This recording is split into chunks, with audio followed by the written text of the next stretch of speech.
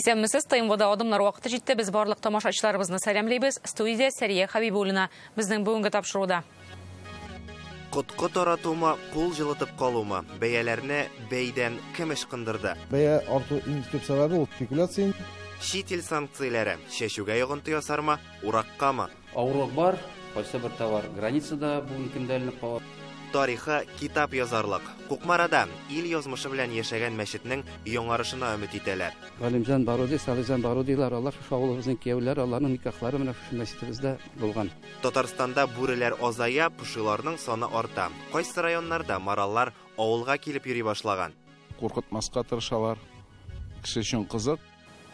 Бу атнада чит илләр Россиягә карата чикләүләр кертүен дәвам итте. Шушы шартларда чит ил оешмалары бездән китә торды. Бушап калган сәүдә үзәкләре дә, бушап калачаклары да бар. Бу инде безнең бүгенге чынбарлык һәм без аның белән яшәячәкбез. Бүген иртән президент Рөстәм Миңнеханов республикадагы вазгыятькә үз бәясен бирде һәм берничә мөһим мәсьәләгә тукталды. Основной задачей органов власти всех уровней на нынешнем этапе является решение задач социально-экономического характера в условиях санкций. В этих целях руководство страны, а также на уровне республики принимаются меры, направленные на поддержку отраслей экономики, субъектов малого и среднего бизнеса, формирование новых логистических и производственных цепочек, расширение импортозамещения, но и самое главное – сохранение производства, сохранение рабочих мест. Обеспечение продовольственной безопасности, недопущение дефицита лекарственных препаратов, медицинских изделий и, конечно же, непродовольственных товаров первой необходимости. Пресечение необоснованного роста цен. Поддержку граждан, в том числе семей с детьми и других незащищенных категорий. Тагын бер мөһим бурыч завод предприятиеләрдә эш урыннарын саклау, эшсезлекне арттырмау. Республикада президент кушуы буенча оешкан оператив штаб 2 юнәлеш буенча эшен дәвам итә. Азык-төлек һәм көндәлек товарлар төрлелеген карыйлар, бәяләрне күзәтәләр. Бүген икътисад министры Митхат Шаһи-Әхмәтов штабның беренче атна нәтиҗәләрен игълан итте. Социаль әһәмияткә ия товарларның ким дигәндә 2 айга җитәрлек запасы бар диде ул. Мониторинг наличия товаров первой необходимости осуществляется на ежедневной основе. Поставки товаров в магазины и распределительные центры осуществляются в регулярном режиме. Запасы на распределительных центрах достаточны для удовлетворения спроса населения. Для обеспечения бесперебойной работы хлебобулочных предприятий и для нужд социальной сферы республики по решению президента создан резервный запас сахара и муки. Объекты торговли работают в штатном режиме и обеспечены товарами первой необходимости. Во избежание спекуляции в ряде торговых сетей введены ограничения по закупке некоторых товаров в одни руки. Килеп туган хәлдә иң мөһим мәсьәлә шушы шартларга яраклашу. Дистә еллар дәвамында базар мөнәсәбәтләрендә яшәгән җәмгыять бу үзгәрешләргә берничә төрле җавап бирде. Артык хәрәкәт ясамыйча, тыныч кына көтүдән башлап, килеп чыккан хәлдән булдыра алганча файда алып калырга тырышуга кадәр. Беренчеләре тотрыклыкны саклауга үз өлешен кертсә, икенчеләре азык-төлек белән көндәлек куллану товарлары базарында башта ажиотаж, аннары товар кытлыгы китереп чыгарды. Без бу атна дәвамында зур федераль кибетләрнең Татпотребсоюз складларында булып, бернинди кытлык булмавын үзебез күрдек. Әгәр дә кибеттә бу минутта нидер юк икән, димәк сезгә кадәр аны кемдер бер урынына 2-не, 2 урынына 5-не алган һәм ул киштәге товарны чыгарып өлгермәгәннәр. Чөнки бу көннәрдә халык кырып себереп алган кара будай, туз һәм шикәр берничек тә чит ил керткән санкцияларга бәйле түгел. Алар бездә үсә, җитештерелә һәм ясала. Димәк, монда ажиотаж бер сәбәп булса, икенчесе кемнеңдер әлеге хәлдән тиз генә файдаланып калырга тырышуы. Кибетләрнең, эшмәкәрләрнең бәяне арттырып куюы, булган товарны да сатуга чыгармыйча, нидер көтүе һәм яңадан товар кытлыгы тудыруы. Хәзер буларның барысында федераль дәрәҗәдә УФАС тикшерә. Ни өчен санкцияләргә генә сылтау бу очракта күзгә төтен җибәрүгә тиң? Гөлназ Сәйфетдинова репортажы.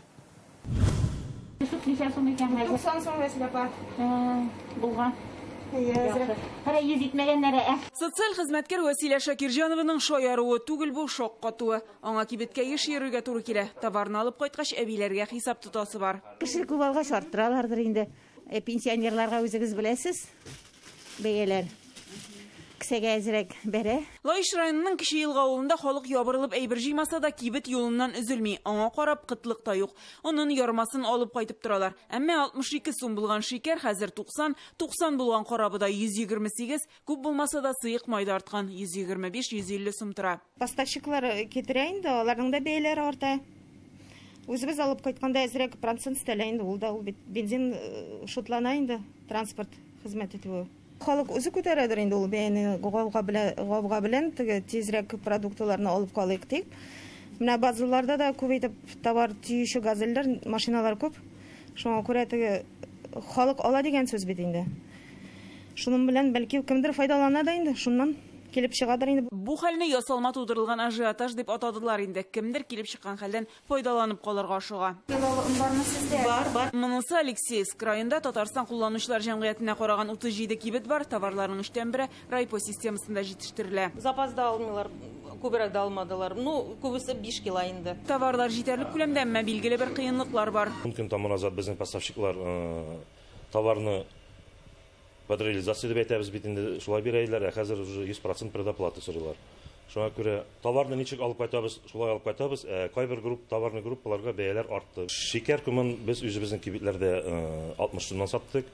Бүгенге көндә кайбер кибетләрдә значит шикәр күме юк дип әйтәм, чөнки оптовый базаларда, складларда сатып алу бәясе значит 76 сумга менде. Күп кенә складларда аны пока бирмиләр, нәрсәдер көтәләр дип әйтәбез бит инде. Ни өчен сатмыйлар, бәя артуын көтәләрме? Бу фактларда монополиягә каршы көрәш хезмәтенә тикшерер өчен сәбәп була ала. Көнбагыш майларын, оннар, менә безнең кырбалар зур капчык белән ала башладылар. Президент кушуы буенча республикада 2 комиссия оешты, берсе азык-төлек, икенчесе башка төр товарлар буенча. Сәүдә нокталарын тәэмин итү ничек оештырылганын, товарларның бәясен күзәтеп торалар. Ихтыяҗ артты, сорау зур, киштәләр тулы. Кайберсе юк икән, бу вакытлыча күренеш. Кайтарып, куеп өлгерә алмыйлар ди шул комиссия вәкилләре. Әмма бәяләрнең төрле кибеттә төрле булуына нәрсә сәбәпче? 90 сумга менгән банан чит илдән кайтса да, кәбестәсе, шикәр шигендере үзебездә үсә бит. Бәяләр артмыйча булмый, чөнки бүгенге көндә безнең границалар ябылды. Кайсы бер ингредиент бар, кирәкле продукция бар, ипинең составляющиялары, сөтнең кайсы бер әйберләре, шул пленканы алсаң, бәясе артты ипинең, шул дрожжаларны алсаң, бәяләре хәбәр арта. Но ипинең бәясе артырмас өчен безнең бюджетта президент кушуы буенча 300 миллион акча планлаштырылган. Манго белән ананасы булмаса да инде калганнары үзебездә үстергән бөтен продукцияларын безнең җиләк-җимешләр аларда безнең кайтачак. Үзбекстан, Азербайҗан бу продукциялар бит безгә кереп тора. Никаких причин. Ажиотаж өчен бәя артыр дип уйлар өчен бернинди нигез юк, чөнки шул ук карабдай шикәрдә импортның өлеше юк диярлек. Долларга бәйле түгел. Шул кабына кагылса гына товар бар, ул үзебездә җитештерелгән. Монополиягә каршы федераль хезмәт зур сәүдә шелтәрләре белән әле гыйнвар аенда ук уртак килешүгә килде. Бәяләрне 5, кайбер очракта 10%-тан арттырмау буенча, әгәр сез федераль кибеткә барсагыз, анда шикәр хакы 57-58 сум икәнен күрәсез. Хаклар бәйдән ышкынмасын өчен шикәр заводлары да аны билгеле бер бәядән җибәрә. Ләкин ни өчен бәя арта соң? Җитештерүчедән кибет кишәсенә барып җиткәнче нәрсә үзгәрә? Әйтик, моңарчы һәр арадашы товарга үз бәясен өстейде. Хәзер алар шушы коэффициентны кисәк арттыра. Ел борын узганчы ул шактый зур суммага җыелып өлгерә. Уфас җитештерүчеләрне дә, товар китерүчеләрне дә тикшерә башлады. Кайнар линия эшли. 2 көн дигәндә 77 мөрәҗәгать алганнар. Шуның күпчелеге азык-төлек бәяләре, балалар ризыгы буенча 20ләбе азык-төлек булмаган товарларга кагыла.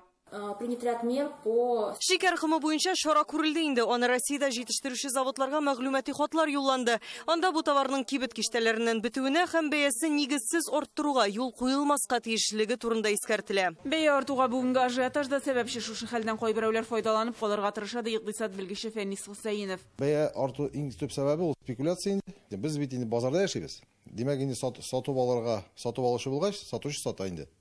Безнең инде бу бәяләр үсү туктаячак. Менә кешеләр әзер тынычлангач, аласын алып бетергәч дип әйтик инде. Азык-төлек экспортерлары аларда бүгенге көндә чит илгә бик сата алмыйлар. Мәсәлән, шул бодайны, шул кара бодайны дип әйтик инде, шул менә шу азык-төлек продукциясын. Димәк, ул азык-төлек продукциясы инде безнең ичке рынокка да, безнең ичке базарга да керәчәк. Монополиягә каршы федераль хезмәт илдәге товарларга бәя куюны яңаша анализларга җыена. Ичке базардагы сорау һәм тәкъдим шулай кулланучы мөмкинлекләренә өстенлек биреләчәк. Чөнки дөнья базарындагы бәяләргә карап эш итү хакның нигезсез артуына китерә. Гөлназ Сайфетдинова, Данил Филатов, Яңа гасыр каналы. Әгәр дә без азык-төлек белән тәэмин итү турында сөйләшәбез икән, хәзер иң мөһим мәсьәлә аның күпме өлешен үзебез җитештерәбез һәм читтән кертелүче товарга бәйле түгелбез. Бу атнада илнең көньяк төбәкләрендә язгы кырышларына керештеләр. Ай ярымнан Татарстанда чәчүгә чыгачак. Быел аңа әзерлек Россиягә карата кертелгән санкциялар шартларында бара. Тулаем алып караганда, республика 95%-ка әзер дип белдерделәр авыл хуҗалыгы министрлыгында. Бу мәсьәләдә Татарстан хәзер никадәр чит илгә һәм аннан кертелүче товарларга бәйле. Без кырышларының 5 пунктын аерып карый алабыз. Чәчү урлыгы, техника һәм аңа запас чәчләр, ягулык, минераль ашлама, үсемлекләрнең химик эшкәртү чаралары. Ягулык һәм минераль ашлама буенча авыл хуҗалыгы предприятиеләре кыенлык булыр дип көтми, чөнки үзебездә җитештерелә. Чәчүлек орлык буенча да төп фонд әзер, әмма чит илдән кертелә торган кукуруз белән шикәр чөгендер орлыгы буенча кыенлык бар. Кирәк күләмдә кайтып бетмәгән. Техника кырышларына 95%-ка әзер, ил чигендә калган запас чәчләр бар. Хәзер аларны башка төбәк һәм илләрдән табып кайтарту мөмкинлеген карыйлар. 8 ел элек булган санкциялар вакытында Россия илдә импорт материалларын үзебезнеке белән алыштырырга өйрәнә башлады. Ул чордан хуҗалыкларда нәрсә үзгәргән? Рания Абдрахманова. Арчаның Кырлай агрофирмасы. Ул республикада иң күп бәрәңге утыртучы хуҗалык. Бу складларда тонны орлыклык материал. Үзләренә дә сатырга да җитә. Читтән сатып аласы булмагач, санкциялар аларга йогынты ясамаячак. Бүгенге көндә инде менә без семинарларны үзебез дисәк тә ул хәзерлибез инде. Ел сайын инде безнең басу әйләнеше дип әйтик инде 400 гектарга хәтле ел сайын семинарларны яңартып барабыз. Шуашидан кайтарады инде күбрәк, анда алмаша торган ул яклардан. Татарстан быелгы чәчү өчен бертекле культуралар орлыгы белән тулысынча диярлек тәэмин ителгән диләр министрлыкта. Чөнки орлыкларны да, ашламаны да, үсемлекләрне саклау чараларында хуҗалыклар алдан әзерләп куя. Арча районында 70 мең гектар язгы чәчүлек мәйданы, 40 меңе бертекле һәм кузаклы, 4200-не техник культуралар чәчелә. Семинарлар белән без 100% тәэмин ителгән. Безнең инде кукуруз орлыкларын бик әз күләмдә генә чит илдән аладыр. В основном инде безнең инде шушы үзебезнең Россиядә җитештерелгән Краснодар, Ростовтагы орлыклар Пятигорскидан кайтартылар. Чөгендер утыртыла, алар инде безнең шулай ук Россиядән кайтарталар инде. Булай орлыкларны инде безнең үзебезнең 3 семена хуҗалыгы бар. Шулардан туплыйлар. Шуннан соң Балтачта, Ульян өлкәсеннән якын тирәдән орлыкларны алалар. Алай чит илдән безнең орлыкларны кайтартмыйлар. Аның каравы республикада кукуруз, шикәр чөгендере орлыгы белән кыенлык бар. Чөгендер орлыгының 90% читтән кайтарылган. Әмма фәнни үзәкләрне кичәйткән очракта Россияны да тәэмин итү мөмкинлеге бар ди галимнәр. Әмма моның өчен 2-3 ел вакыт кирәк. Кукуруза буенча Татарстанда селекция күп күләмдә алып барылмый. Безнең көньяк төбәкләрдә, андагы институтларда, оешмаларда селекция алып барыла. Әгәр дә тулысынча Россия сортларына, орлыкларына күчергә кирәк була икән, андый мәсьәләне бер ничә ел эчендә минемчә хәл итеп була. Авыл хуҗалыгы тармагында санкциялар кертелгән әһәмиятле юнәлешләрнең берсе менә шушындый авыл хуҗалыгы техникасы һәм тагылма кырылмалары. Аларда чипларда, микросхемаларда, детальләрдә импортныкы, әмма белгечләр сүзенә караганда, әлеге агрегатның запас частьләренең аналыкларын Россиядә дә ясап һәм табып булачак. Татарстанда язгы кырышларына 95% техника әзер. Калган запчастлар буенча да кайтып бара. Авырлык бар, кайсы бер товар границада бүген көндәлек калган. Аннан алып кайта алмаган товарны эзлибез икенче регионнардан. Шул Китайның аналогы юк микән, шул Турциянең аналогы юк микән. Парктагы чит ил техникасының ремонты бүген кыйммәткә төшә, чөнки доллар бәясеннән түләнә диләр хуҗалыкларда. Шуңа киләчәктә өстенлек Россия машиналарына биреләчәк. Техник ватылган очракта да инде ниләрен бөтенесен альтернатив үзебезнең российскийны эзлибез. Ул шул подшипниклар, тимер томырлар алар бер-берсенә туры килә. Хәзер менә яңа техника алганда бары предпочтительный карарга кирәк була үзебезнекен, Россиянекен. Россиядә җитештерелгән авыл хуҗалыгы техникасына ихтыяҗ инде бермә-бер артты ди белгечләр. Запас частьләргә килгәндә барысы да алар безнең складларда бар. Инде тиз ара эчендә алмаштырып, басуга кабат чыгып була. Үсемлекләр өчен ашламаны Татарстан хуҗалыклары нигездә Россиядән ала. Аның хәстәрен көздән үк күргәннәр.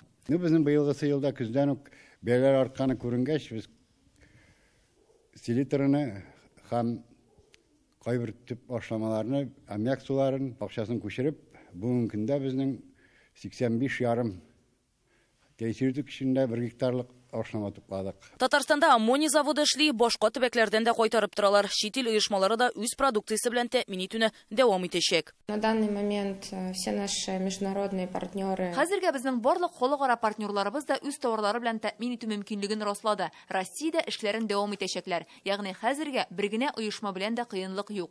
Бердән-бер мәсьәлә бөтен материалны чәчү сезонына кадәр кайгыртып өлгерү, логистика белән кыенлыклар бар. Татарстан җирләренең 42% әче туфраклы икәнне исәпкә алып, извест белән ашламалау мөһимлегенә дә игътибар итә белгечләр. Анысы Татарстанның үзендә дә җитәрлек. Әче туфраклар үлгән туфраклар дигән сүз. Анда бактериялар эшләми, удобрениялар эшләми. Даже кыйммәт удобрение кертсәк тә, анда игеннәр үсми.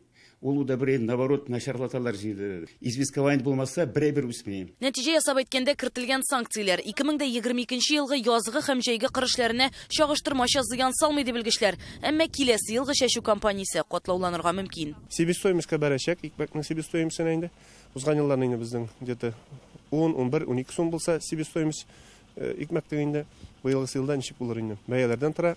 Ярый, сөткә дә бәяләр начар түгел, икмәккә дә ул хәллек начар булмады. Наңа карамастан инде менә алда көндә тагын күрсәтәйин. Көн сайын кич белән үзебез штаб үткәрәбез. Менә шул проблемалар буенча кайда безнең, кайда контракт, кем белән контракт, таможнядамы, границадамы, безнең федераль министры белән дә без ул информацияны гелдә биреп барабыз. Бу атнада билгеле булганча Россиядә агросәнәгать комплексына тагын өстәмә 28 миллиард сум акча бүлеп биреләчәк. Алар нигездә ташламалы кредит өчен тотылачак. Арча районына Рания Абдрахманова, Данил Филатов, Яңа гасыр каналы. Бу атнада Татарстан Дәүләт Советының мәгариф, мәдәният, фән һәм милли мәсьәләләр комитеты утырышында депутатлар милли мәгарифкә кагылган мәсьәләләрне карады. Шунда тел язмышына кагылышлы бер мөһим факт ачыкланды. Сентябрьдә мәктәпләрдәге уку стандартларына яңалык кертелә. Ул укучыларга хәзер булган иксез-чиксез йөкләмәне киметүне күздә тота, ягъни дәресләр санын киметүне. Тик алар кайсы предмет хисабына эшләнәчәк соң? Мәктәп директорлары депутатларга татар теле, туган тел дәресләре хисабына булмасмы дигән борчуын җиткерде. Әйдәгез тыңлыйк. Сәгать мәсьәләсе бик мөһим. Шуңа күрә менә Госсовет тарафыннан да, депутатлар үз тарафыннан да, министерство җаваплы хезмәткәрләре тарафыннан да менә бу мәсьәлә көн үзәгендә булырга тиеш. Мәгариф министры әйтүенчә, хәзер төп максат ана теле, дәүләт теле дәресләрен яңа уку стандартларына туры китереп әзерләнгән укыту программаларының яңа вариантларына кертү. Әлегә бу программаларның һәрберсендә дә ана теле дәресләре юк. Әйтик, 6 укыту программасының 3-сендә генә бар. Безнең бурыч һәрберсендә дә туган тел дәресләрен булдыру ди мәгариф министры. Бу юнәлештә нинди эш баруын ул безгә бәян итте. Борчылып, бу мәсьәләне күтәрдек һәм әйтик инде Россия мәгариф министрлыгына җибәрдек, министр исеменә. Ул хат китте безнең президент исеменнән дә, безнең мәгариф министрлыгы исеменнән дә. Уку планнарын караган вакытта һәрбер уку планында безнең ана теле әйтик инде булырга тиеш. Адымнарны дәвам итәбез. Бу атнада без Күкмара районыннан күңелле бер яңалык алдык. Монда Мәчкәрә авылындагы 200 елдан артык тарихы булган мәчетне төзекләндерә башларга мөмкиннәр. Ул республика дәрәҗәсендәге мәдәни мирас һәйкәлләре исемлегендә тора һәм иң бай һәм катлаулы тарихлы бина булып санала. Аның манарасында кискәннәр, ындыр табагы, склад итеп тә файдаланганнар, аннан соң гомумән ташлаганнар. Гәрчә 1791 елда данлыклы Үтәмышевлар төзеткән 2 катлы мәчет үз чорының иң көчле дини гыйлем үзәкләренең берсе булган. Анда укыган шәкертләр Казан һәм башка шәһәрләрдә муллалык иткән. Тарихы буенча сценарий язып кино төшерерлек мәчетле Мәчкәрәгә Илдар Сафиуллин юл тотты һәм мәчетнең яңарышын күрергә өметләнгән авыл халкы белән аралашты.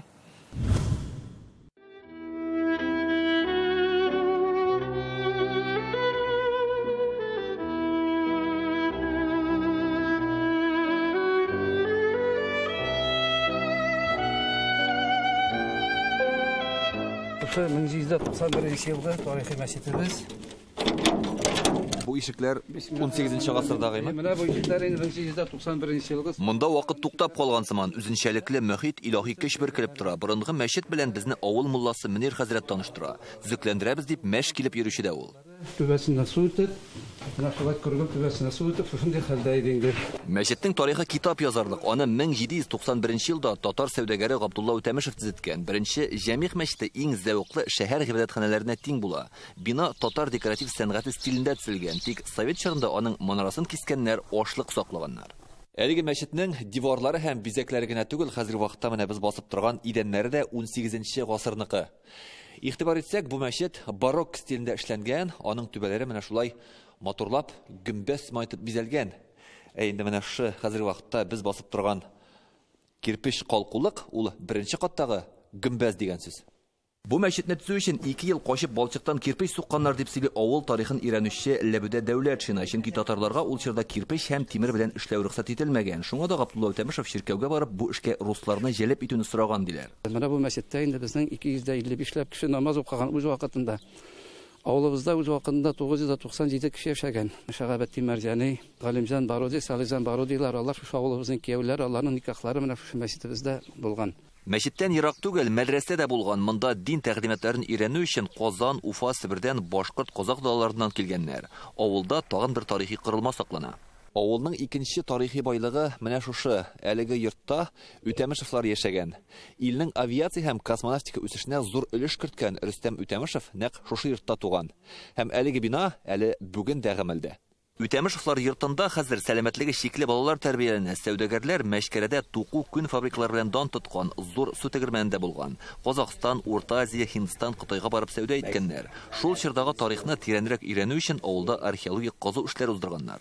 Беренче җәмгыять мәчете янында безнең беренче казу урыны билгеләнгән иде инде, һәм икенче казу урыны безнең Мәшкәрәнең атаклы мәдрәсәсе булган урында билгеләнде, һәм авыл территориясында менә шушы нәйләр бигрәк тә керамика һәм шул чорны акчалары. Мәшкәрәне Ишмән иле дип атаганнар. Ул Үтәмешевлар нәселе була. Ләбүдә ханым аларның гаилә шәҗәрәсен төзегән. Бу авылның тагын бер горурлыгы бар. Биредә мәшһүр язучы Шыңгыз Айтматовның бабасы туган. Нәгыймә апайның әтисе Хәмзә Мәшкәрәдә туган. Бәхет эзләп чыгып киткәннәрдер. Алар Казанда караванга йөрәләр дә шушы Азия ягына чыгып китәләр. Әнә шундый үзенчәлекле мәчет бу, тарихы туристларга сөйләрлек. Аны 1993 елда республика дәрәҗәсендәге мәдәни мирас объектлары исемлегенә кертәләр. 2005 елда өлеш төзекләндерелә. Узган ел Рөстәм Миннеханов бу мәчетне тулысынча торгызу максатын куйды диләр авылда. Узган ел инде безнең президентыбыз инде Балык бистәсе районында агач мәчетне инде яңадан реставрациялап ачканда инде безнең мөфтиебез Камил хәзрәт шу мәчетебез турында дагын сөйләде. Һәм инде президентыбыз инде шу мәчетне 2 елда төзекләндереп бетергә аларга инде максат куйды. Бу юнәлештә Диния нәзарәте белән мәдәни мирас объектларын саклау комитеты бергәләп эшли. Киләсе атнада монда комитеттан делегация килүен көтәләр. Шушы көннәрдә безнең Иван Николаевич Гущин кайтырга планлаштыра Камил хәзрәт белән бергәлектә. Без инде шунда карап, нинди качан башларга, ничек аның документлары эшләрен карап, реставрация качан башланыр, шул вакытта без аңа инде нокта куячакбыз. Шушы быел, шушы елда инде планлаштырыла реставрация эшләрен башлап җибәрергә. Дин белән кызыксынучыларга, туристларыбызга анда килеп карарга, йөрүгә, шушы мәчетләрдә кирип намазларын укырга, бөтен мөмкинчелекләрдән тудырып, иннән дә шулай кунып та калырга, киләчәктә шундый урыннарда булдырырга уйлыйбыз. Ремонтның күпмегә төшәчәген комитеттан белгечләр килеп киткәч кенә ачыклаячаклар. Район башлыгы әйтүенчә, эшне 2 елда башкарып чыгарга булыр иде. Килеп туган икътисади хәл йогынты ясамаса әлбәттә. سبحان ربك رب العزة عما. Соңгы 2 елда Татарстанда борынгы 2 мәчет төзекләндерелде инде. Балык бистәсенең Улы Елга авылында азан хәзер яңартылган гыйбадәтханә манарасыннан яңгырый. Әтнә районының Түбән Бәрәскә авылы халкы да бай тарихлы һәм заманча итеп төзекләндерелгән мәчеткә йөри. Күкмара районыннан Илдар Сафиуллин, Рамзил Гарипов, Яңа Гасыр каналы. Татарстан табигатында соңгы берничә елда игътибарга лаек үзгәрешләр бара. Кыргый җәнлекләрнең саны арта башлаган. Белгечләр моны кыргый хайваннарның исәбен алганда ачыклый. Кайберләрен кызыл китаптан чыгарырга була дигән фикергә киләләр. Исәп алу белгечләргә җәнлекләрнең санын контрольдә тоту өчен генә кирәк түгел. Сан алып, сыйфат күздә тотыла. Табигатта нинди үзгәрешләр бара? Бу үзгәрешләр ни сәбәпле килеп чыккан? Әйтик, Африка чумасы куркынычы булганнан соң кабаннарны күпләп юк иттеләр. Бу күренеш экосистемага нинди йогынты ясый? Хәзер кытру авыру ярткән төлкеләр проблемасы бар. Шулай ук урманда җәнлекләр санау тыюлыклар эшчәнлеген фаразларга, ау квоталарын планлаштырырга мөмкинлек бирә. Зайыс русак куянызы була. Димәк, моннан үткән инде алаймы? Бу авылга таба төшкән. Авылга кайсы җәнлек килгәнен, кайсы киткәнен аннан да яхшырак белүче юктыр. Урман караучы Виталий Кутузов кыш башыннан бирле урман кырлардан кайтып керми, җанварларны эзләре буенча саный ул. Монысы төлкезе. Авыл кырында йөргән инде булар. Барган вакытта инде һәрбер изне язып барабыз. Түлкі ізімі, қоян ізімі, нендей пұши ізімі, қабан ізімі, нендей туры келе юлда. Күніне 15 шақырымға якын ара узыла. Элегерәк агач чаңгыда йөрсәләр, хәзер кар чаналарында җилдерәләр.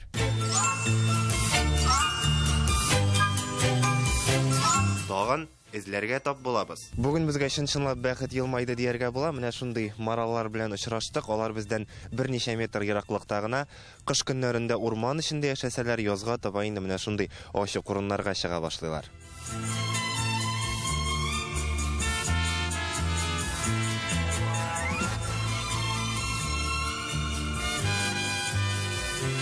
Теләш урманнарына маралларны 2018 елда җибәрәләр. Башта 10 булсалар, хәзер 30дан артып киткәннәр. Авылда да кеше сукланып карый инде, мотор видеоларга төшерәләр, куркытмаска тырышалар. Кеше өчен кызык, бездә чит җанлык булгач. Мараллар безнең республика өчен яңа төр җанвар. Аларны һәм тимгелле буланнарны Татарстанга 2013 елда Алтайдан алып кайттылар. Ул президент Рөстәм Миңнеханов тәкъдим итте. Максат безнең якларда 200 ел элек яшәгән буланнарны яңадан үрчетә башлау. 4 ел эчендә Татарстанда маралларның саны 500дән артып киткән. Мамадыш, Алексеевск, Балык бистәсе, Чирмешән, Саба һәм башка районнарда еш очрыйлар. Тимгелле буланнар әлегә 20дән артмаган. Вот отсюда косуля вот пришла она, вот сюда. Она ходила здесь. Кыргый җанварларның исәбен алу ел сайын уздырыла. Республикада 17 төр җанварны саныйлар. Менә быелгы беренчел нәтиҗә билгеле. Татарстанда бүреләр кимегән. Димәк, поши, булан, маралларга куркыныч янамый дигән сүз. Күрәсең, шуның нәтиҗәсе поши һәм кыр кәҗәләрнең саны арта башлаган. Көртлекләр дә 50 меңгә күбәйгән. Соры куян һәм аюлар шул килеш кала. Моңарчы бездә очрамаган җәнлекләрне дә очратканнар. Мәсәлән, бүренең гади шакал дигән төрен. Ул Мариэлдан кергән дип фаразлана. Таких тревожных, скажем, видов у нас пока не наблюдается. Бездә теге яки бу җанвар куркыныч астында дип әйтеп булмый, әмма берничә ел дәвамында артмыйча да, кимемичә дә торганнары бар. Мәсәлән, суер. Бездәге шартлары әлеге кышка туры килеп бетми ахрысы.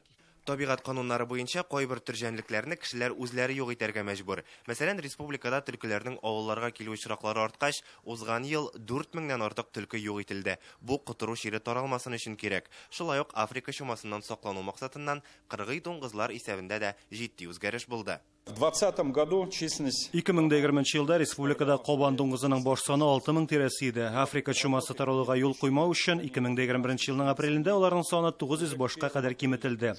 Бу әлбәттә нормативтан шактый түбән. Республикада соңгы елларда рысь, ягъни сәләүсеннәрнең саны бераз арткан.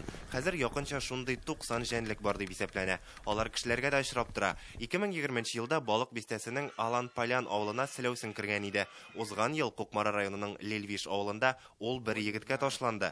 Белгечләр гадәттә кешедән курка торган җанварның мондый һөҗүмен табигый дип аңлатты. Егет сәләүсенгә юлын кыскартырга теләгәндә очраган. Канун буенча бу җанварга тияргә ярамый. Алар Татарстанның Кызыл китабына кертелгән. Бер районнарда бар, икенчесендә юк дип әйтсәк тә була. Республикадагы Кызыл китапның соңгы нөсхәсе 2016 елда чыккан. Аны 10 ел сайын яңартып торалар. Әмма мәгълүмат тизрәк яңара ди биология фәннәре докторы Илгизәр Рәхимов. Мәсәлән, хәзер кондыз, бобырлар һәм байбаклар, ягъни сурокларны Кызыл китаптан чыгарырга да мөмкин. Икенче яктан үзгәрешләр бар, башка хайваннар турында әйтеп китсәк тә, мәсәлән, безнең ак куян.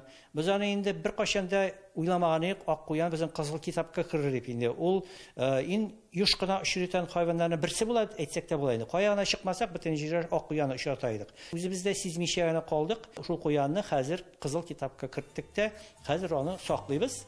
Кыргый җанварларны исәпләүнең соңгы нәтиҗәсе ай ахырында билгеле булачак. Аларга карап, кайсы җанварны саклау өчен өстәмә чаралар күрергә кирәклеген хәл итәчәкләр. Ау өчен квоталар да шуңа карап бүленә. Әгәр дә табигатьтә йөргәндә моңарчы бер дә күрмәгән урман кунагына юлыксагыз, аптырамагыз, әгәҗәпләнергә мөмкин. Илгиз Шәкүров, Марат Зәйдуллин, Яңа Гасыр каналы. Бүгенге адымнар тәмам. Мин сезгә файдалы яллар һәм күңел тынычлыгы телим. Исән сау булыгыз.